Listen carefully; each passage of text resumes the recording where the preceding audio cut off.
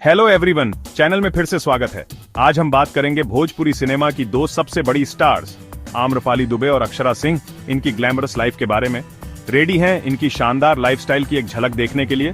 चलिए शुरू करते हैं। सबसे पहले आम्रपाली दुबे गोरखपुर, उत्तर प्रदेश में जन्मी। इन्होंने मुंबई के भवंस कॉलेज से ग्रेजुएशन किया और टीवी सीरियल्स से अपने करियर की शुरुआत की। फिर भोजपुरी फिल्मों में धूम मचा दी। अब लाइफस्टाइल की बात।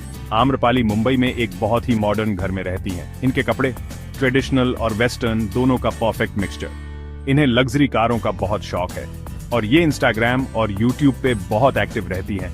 अपने फैंस को हमेशा अपडेट देती रहती हैं। इनमें खास बात क्या है? फिल्मों में इनके गाने और डांस बहुत ही हिट होते हैं और दिनेश लाल यादव यानी निरहुआ के साथ इनकी ऑन स्क्रीन केमिस्ट्री फैंस को बहुत पसंद है। अब अक्षरा सिंह की बात करते हैं।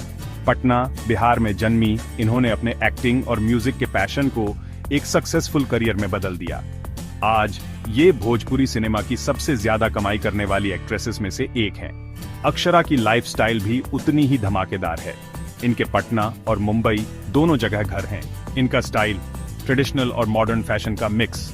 इन्हें भी लग्जरी एसयूवीज का शौक है और ये सोशल मीडिया सेंसेशन हैं। टिकटॉक, इंस्टाग्राम और यूट्यूब पर इनके बहुत सारे फॉलोअर्स हैं। अक्षरा में क्या यूनिक है? ये एक कमाल की सिंगर हैं। भोजपुरी ऑडियंस में इनके कई हिट गाने हैं। साथ ही ये अपने बिंदास और बेबाक अंदाज के लिए जानी जाती हैं। आम्रपाली और अक्षरा दोनों ही बहुत मेहनती हैं और भोजपुरी सिनेमा में अपनी एक अलग जगह बनाई है। सोशल मीडिया पर इनके बहुत सारे फॉलोअर्स हैं और इनकी सिंगिंग टैलेंट को भी इनकी एक्टिंग जितना ही पसंद किया जाता है। आखिर में आम्रपाली दुबे और अक्षरा सिंह सिर्फ अपनी एक्टिंग के लिए ही नहीं बल्कि अपनी दिलचस्प लाइफस्टाइल और लगातार मेहनत के लिए भी जानी जाती है। ये वाकई में भोजपुरी एंटरटेनमेंट के बदलते हुए दौर को दिखाती है। टैलेंट, वर्सटिलिटी और अपने ऑडियंस के साथ एक गहरे कनेक्शन के साथ। आज के वीडियो के लिए बस इतना ही। अगर आपको वीडियो पसंद आया तो लाइक, शेयर और सब्सक्राइब करना न भूलें। अगली बार मिलते हैं।